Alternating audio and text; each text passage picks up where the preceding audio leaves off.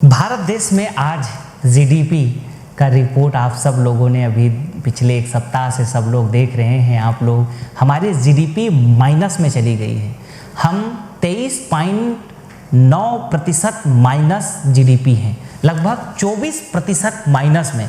आप ऐसा समझ लो कि कोई आदमी ज़मीन से ऊपर 5 फीट 7 फीट चल रहा हो और वो अचानक 24 फीट नीचे गड्ढे में चले जाए, वो स्थिति आज हमारे देश की जीडीपी की हो चुकी है। क्यों हुआ जीडीपी का इतना बुरा हाल? ठीक है, कोरोना के चक्कर में, निश्चित रूप से लॉकडाउन के चक्कर में पूरे भारत देश में, मैं वैसे इसके पहले एक वीडियो बनाया था और भी, जिसके लिए मैंने कहा था कि दूसरा देशों की अपेक्षा भारत देश को सबसे नुकसान ज़्यादा होगा। आखिर वही हुआ।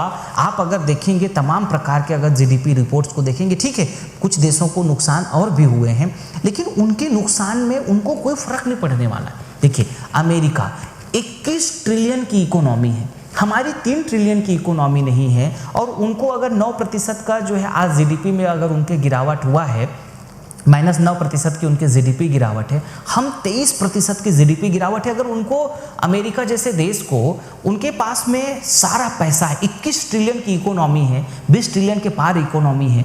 अब आप सोचिए कि अगर उनको थोड़ी बहुत नुकसान अगर हो गया तो उस चीज़ को आप ऐसा समझ के रखिए, किसी व्यक्ति के पास में 1 करोड़ रुपया हो और 1 करोड़ रुपया में से अगर उसको 1 रुपये का अगर नुकसान हो जाए तो उसको कोई बहुत ज़्यादा फर्क नहीं पड़ता। और किसी व्यक्ति के पास 100 रुपया हो और 100 रुपया में और ऊपर से जो है 25 रुपया अगर चला जाए तो आप सोचिए कि उस व्यक्ति को कितना ज़्यादा नुकसान हुआ। ये सेम कहानी हमारे भारत देश की है। भारत देश की जो मैं तुलना कह रहा हूँ वो 100 रुपये से कर रहा हूँ, और जो 1 करोड़ की तुलना मैं वो अमेरिका से कर रहा हूँ, क्योंकि अमेरिका की इकोनॉमी 20 ट्रिलियन के पार इकोनॉमी है और हमारी जो इकोनॉमी है वो 100 रुपये वाली इकोनॉमी, 3 ट्रिलियन की इकोनॉमी है, उसमें भी माइनस आज जो है हम लोग चले गए हैं। तो ये कारण क्या है? दरअसल में देखिए, कोरोना, लॉकडाउन और ये सारा चीज़ें तो ठीक है, मैं मान रहा हूँ कि उनके कारण है, हम आगे बराबर आएंगे, लेकिन आज जीडीपी जितनी ज़्यादा गिरी है उसकी वजह से जितनी बेरोजगारी आई है, इतनी भयानक बेरोजगारी आई है, जिसकी आकलन लगा पाना, जिसका कैलकुलेशन लगा पाना, जो डेटाएं कहती है, जो बहुत सारे डेटा कहते हैं कि भाई 12 करोड़ लोग बेरोजगार हुए हैं, लेकिन ये तो जो डेटा में आ रहे हैं वो लोग हैं, और जो लोग डेटा से बाहर हैं, जिनका कोई कैलकुलेशन ही नहीं होता है, जिनको डेटा में काउंट ही नहीं कर रहे हैं, वो लोग भी अगर बेरोजगार हो रहे हैं तो आप सोचिए कि कितनी भयानक बेरोजगारी है। मैं इस चीज़ को बार बार जिक्र इसलिए करता हूँ क्योंकि मेरे पास में बहुत सारे लोग आते हैं जो इस बात को लेकर के जो है लगाए हैं कि मेरे बेटे को कोई कंप्यूटर ऑपरेटर में दे दो, किसी को टेलीकॉलर में लगा लो, कहीं कुछ गाड़ी चलाने में लगा दो, किसी को कुछ लगा दो। ऐसा आए दिन भर नौकरी के लोग, कुछ लोग तो जो है अगर उनको नौकरी नहीं दे पाए या नहीं मिल पाए तो उस बात के लिए भी नाराज़गी प्रकट करते हैं कि हमारे लोग को, हमारे बेटे को, हमारे भाई को, हमारे परिवार में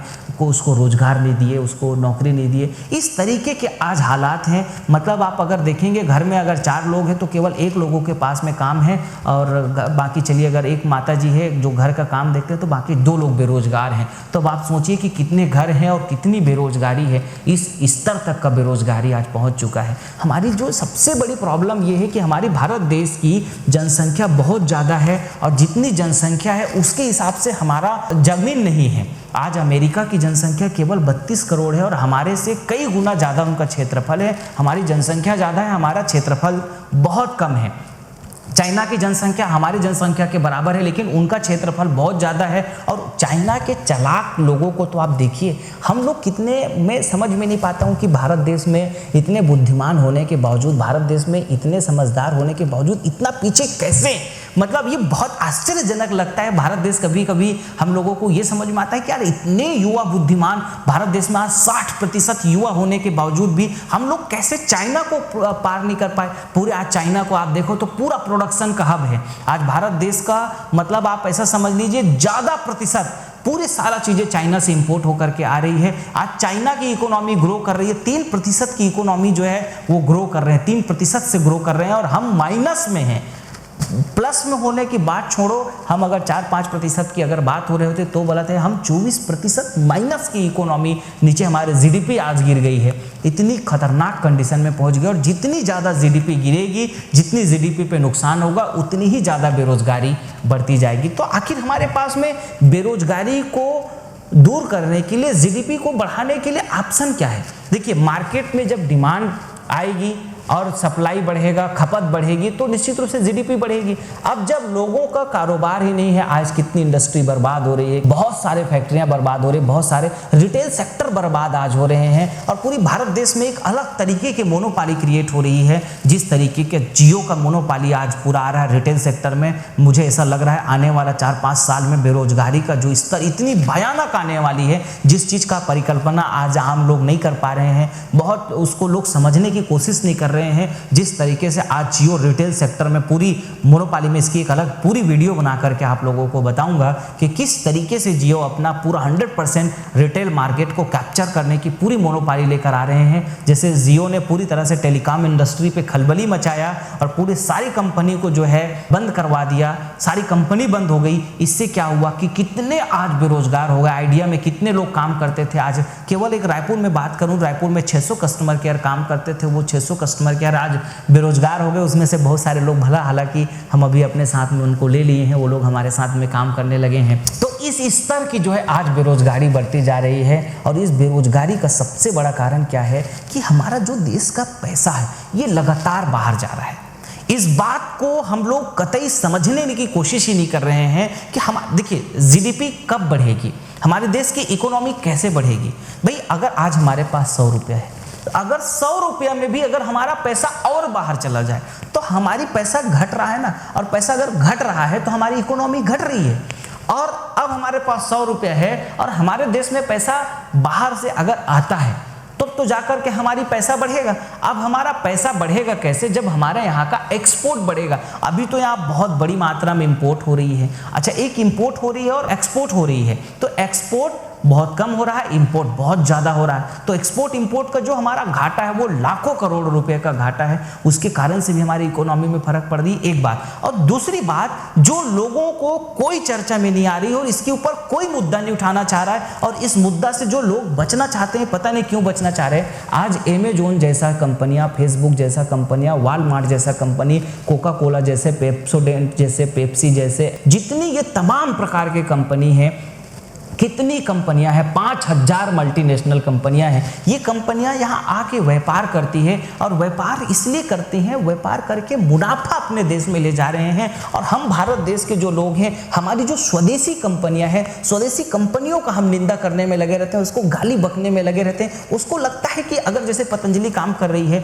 या हम श्री चवन स्वदेशी केंद्र जो आज हर ग्राम में, हर तहसील में, हर जिला में जो खोलने की कोशिश कर रहे हैं, तो लोगों को लगता है कि हम उनका नुकसान पहुंचा रहे हैं। हम उनके जेबों में, लगता है कि जो है डाबर वाले, पतंजलि वाले, चवन वाले जो देसी कंपनी है वो उनको नुकसान पहुंचा रहे हैं। अमेजोन, फ्लिपकार्ट, जितनी विदेशी है, कोका कोला, पेप्सी वगैरह तमाम प्रकार के जितना ये 5000 विदेशी, ये इनको फायदा पहुंचाने आई है, ऐसा लगता है। यही भारत देश का सबसे खतरनाक सोच के कारण भारत देश की आज पूरी जीडीपी गिरी है, और भारत देश की इकोनॉमी का जो खतरनाक परिस्थितियां हैं वो इन्हीं कारणों से, क्योंकि हम लोग समझने की ये कोशिश ही नहीं कर रहे हैं, जानने की हम ये कोशिश ही नहीं करते, हम जानना ही नहीं चाहते। आज हम मोबाइल सारा कुछ विदेशी चला रहे हैं, सारा सोशल मीडिया विदेशी है, सारा खान पान विदेशी है, पूरी कृषि सेक्टर विदेशी है, पूरी एफएमसीजी सेक्टर में विदेशी, पूरी टेक्नोलॉजी में विदेशी। जिस इंडस्ट्री को आप उठा करके देख लीजिएगा, सारी इंडस्ट्री पे आज पूरा विदेशीकरण हो चुका है। यहाँ तक अब जियो का भी विदेशीकरण हो गया। जियो पे आप अगर देखेंगे, इतना भयानक जो है आज इन्वेस्टमेंट आया है। अगर केवल फेसबुक की मैं बात करूं तो 10% हिस्सेदारी जियो टेलीकॉम में जो है इन्वेस्टमेंट किया है, तो आप सोचो कि 10% मुनाफा अब सीधा सीधा अमेरिका को जाएगा। अगर आप 100 रुपये का मोबाइल रिचार्ज कराते हो और उसमें से अगर मुकेश अंबानी को जो भी फायदा होगा, उस फायदे की हिस्सेदारी में 10% की हिस्सेदारी केवल फेसबुक को जाएगी। तो हमारा देश का पैसा इस तरीके से लगातार बाहर जा रहा है, और ऐसा कोई हमारी इंडस्ट्री नहीं है। चलो, अगर जियो जो है वहां जाकर के अमेरिका में काम करता, और अमेरिका में काम करके अगर हमारे देश में पैसा आ रहा होता, तब तो एक बहुत अलग बात होती। लेकिन हमारे देश का कितना बड़ा दुर्भाग्य है, ये दुर्भाग्य मैं कहूं, बहुत बड़ा दुर्भाग्य कहूं, कि हमारे भारत देश में आज सैकड़ों कंपनियां नहीं, 5000 मल्टीनेशनल कंपनियां जो इसी तरीके से अपना पैसा कंपनियों के साथ इन्वेस्टमेंट कर रही है, चाहे वो पेटीएम में कर रहे हो, या ओला के साथ कर रहे हो, या ओयो के साथ कर रहे हो, या डायरेक्ट आकर के उबर कर रहा हो, या डायरेक्ट आकर के जो है कितनी प्रकार की जो और भी कंपनियां हैं, बहुत सारा मैं अलग अलग नाम गिना चुका हूं, और गिनाता रहता हूं, अलग अलग कंपनी वाइज गिनाता रहता हूं। जितनी ये विदेशी कंपनियां हैं, ये सारा देश को पूरी लगातार हमारे इकोनॉमी को खाली कर रहे हैं, और हम सब लोग इसके लिए कोई सोचना नहीं चाहते, कोई समझना नहीं चाहते, कोई जानना नहीं चाहते, कोई मानना नहीं चाहते हैं। कैसे मानेंगे, कैसे सोचेंगे, कैसे जागेंगे, कब मानेंगे, कब जागेंगे, कैसे जागेंगे? मैं आप सबसे निवेदन करता हूं कि आप लोग कॉमेडी के कपिल शर्मा के वीडियो को शेयर करते रहते हो, उससे केवल मन के तनाव को आप क्षणिक देर के लिए दूर कर पाते हो, लेकिन आज इसके कारण से आज गरीबी और बेरोजगारी में तो एक समय ऐसा देख रहा हूं भारत में इतनी भयंकर भूखमरी आने वाली है, इतनी भयंकर आज भी भयंकर भूखमरी बेरोजगारी से हम जूझ रहे हैं। लेकिन अगर हम स्वदेशी की नीतियों को नहीं अपनाते हैं, अगर हम स्वदेशी पे नहीं चलेंगे, हमारे अपने लोगों को अगर हम अपने उदार नीति नहीं बढ़ाएंगे, हमारे अपने पड़ोसियों को हम सहयोग नहीं करेंगे, हमारे जो निजी निर्माता लोग हैं, जो हमारे आसपास के निर्माता लोग हैं, उनके उत्पादों को अगर हम खरीदेंगे नहीं, उनके उत्पादों के साथ अगर हम ट्रेड नहीं करेंगे, तो आप ये मान के चलिएगा कि भारत देश इतने गर्त में आज है और आने वाला दिनों में आज भयानक और गर्त में जाएंगे। आज भी भारत देश कितने अरब के कर्जे से आज डूबी हुई है, उस चीज का आकलन मैं पहले वीडियो में जिक्र कर चुका हूं। तो इसलिए मैं आप सबसे बस इतना गुजारिश करता हूं, प्रार्थना करता हूं, हमारे पास अब केवल एक ही सॉल्यूशन बचा है,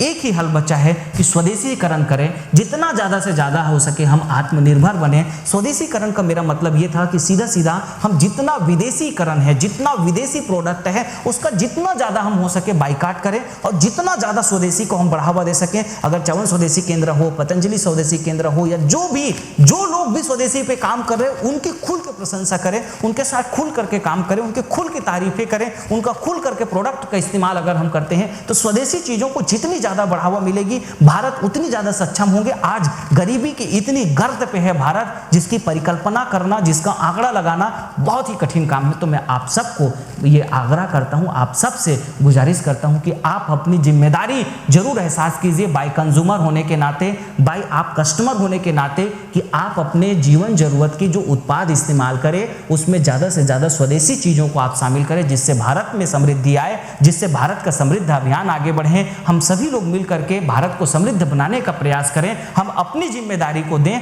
हम अपने प्रयास को दें कि हमारी तरफ से क्या हो सकता है, तभी ये भारत सक्षम होगा और तभी भारत से गरीबी और बेरोजगारी दूर होगी। तो हमारे जीडीपी जो इतनी नीचे गई है, उसको हम इन रणनीतियों के तहत हम अपना ज़्यादा, जब हमारे लोगों का हम सब चीज़ों को खरीदेंगे तो हमारे लोग सक्षम होंगे, और हमारे लोग सक्षम होंगे तो वो लोग ज़्यादा से ज़्यादा मार्केट का खपत करेंगे, और मार्केट का खपत करेंगे तो प्रोडक्शंस बढ़ेगा, प्रोडक्शंस बढ़ेगा तो रोजगार बढ़ेगा, और रोजगार बढ़ेगा तो फिर से खपत बढ़ेगी, और खपत बढ़ेगी तो समझ लीजिए कि बहुत ज़्यादा हमारी इकोनॉमी ग्रो करेगी। तो इकोनॉमी ग्रो करने के लिए, जीडीपी बढ़ाने के लिए स्वदेशी सबसे बढ़िया ऑप्शन है और बहुत ही बढ़िया ऑप्शन है। कुल मिला के मैं बस इतनी बात कहना चाहता हूँ, समझाना चाहता हूँ कि हमारे पास अब एक ही हल है, गिरती हुई जीडीपी को ऊपर उठाने का, बढ़ती हुई बेरोजगारी को खत्म करने का, बढ़ती हुई गरीबी को खत्म करने का, स्वदेशीकरण। और हमारे अपने लोगों को उदारीकरण, अपने लोगों के लिए जरूरत है, हम अपने लोगों को उठाने की जरूरत है। वो लोग बहुत आगे हैं, वो लोग गरीबी रेखा से बहुत ऊपर है, उनकी जिंदगी अब केवल जो है, वो लोग तरह तरह के नशा करने में, तरह तरह के चीज़ों को करने में है। वो लोगों को अब जीवन जरूरत से वो लोग बहुत ऊपर उठ चुके हैं। मेरे भारत देश में आज भी 2 वक्त की रोटी के लिए लोग भूख में तड़प करके मरते हैं। इसलिए मैं आप सबसे आग्रह करूंगा कि आप कोशिश करके किसी गरीब को रोजगार मिले, किसी गरीब का भला हो, किसी जीवन जरूरत के साथी को हमारा भला हो, आपके अपनों का भला हो। इसलिए स्वदेशी की बात जरूर कीजिए, स्वदेशी की बात को जरूर समझिएगा, और इस तरीके के वीडियो को ही शेयर करें, इस तरीके के वीडियो को जन जन तक पहुंचाने में आप हमारी मदद करें, क्योंकि हमारी भारत को बनाने की जिम्मेदारी केवल अकेले मेरे देवकर जी की नहीं है, आपकी भी है। अपनी भी जिम्मेदारी को एहसास करें और अपनी जिम्मेदारी को एहसास करके भारत को समृद्ध बनाने में अपना भी योगदान दें। इन्हीं शुभकामनाओं के साथ दिल से आप सबको अपेक्षा करता हूं, आप सबसे आशा करता हूं कि आप स्वदेशीकरण को ही इस्तेमाल करें और स्वदेशी को ही आगे बढ़ाएं। इन्हीं शुभकामनाओं के साथ दिल से बहुत बहुत आप सबको धन्यवाद। जहां चाह है वही राह है। अब एक नई बिजनेस की शुरुआत कर सकते हैं श्री च्यवन स्वदेशी केंद्र के साथ। भारत देश में वर्तमान का ऐसा पहला बिजनेस मॉडल जिसमें FMCG product, Ayurvedic product, daily needs products के साथ जीवन जरूरत की 200 से ज्यादा उत्पादों के साथ आप अपने ग्राम पे अपने तहसील पे, अपने जिला में एक नई फ्रेंचाइजी की शुरुआत कर सकते हैं। मोनोपोली के साथ एक बेहतरीन बिजनेस की शुरुआत करने के लिए आज ही संपर्क करें 9516263333, 9516264444 या 9516265555 पर। श्री चवन स्वदेशी केंद्र।